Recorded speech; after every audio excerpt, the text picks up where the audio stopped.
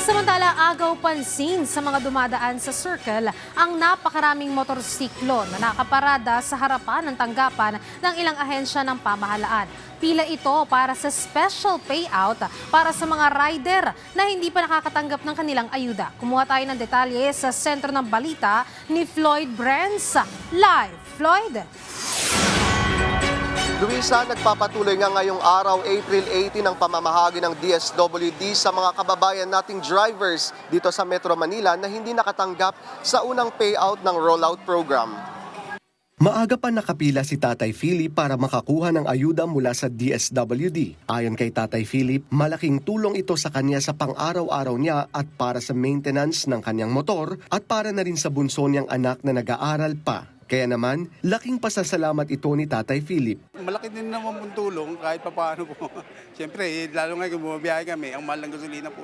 Kabilang sa mga makakatanggap ngayong araw ang mga motorcycle taxi drivers habang tuloy-tuloy rin hanggang April 19 o bukas ang payout para sa mga motorcycle taxi at delivery riders. Ang hakbang na ito ay bahagi ng mas pinalawak na schedule para ma-accommodate ang mga hindi nakaabot sa naunang distribusyon. Ayon sa mga otoridad, aabot sa 5,000 piso ang matatanggap ng bawat kwalipikadong driver. Kinakailangan namang personal na magtungo ang mga benepisyaryo sa mga itinakdang payout venues para maiwasan ang anomalya tulad ng ghost beneficiaries at masiguro ang maayos na distribusyon ng ayuda. Kabilang sa mga lugar na pinaglalagakan ng payout ang iba't ibang key locations sa Metro Manila kung saan inaasahang dadagsa ang mga driver na magkle-claim ng kanilang cash assistance ngayong araw.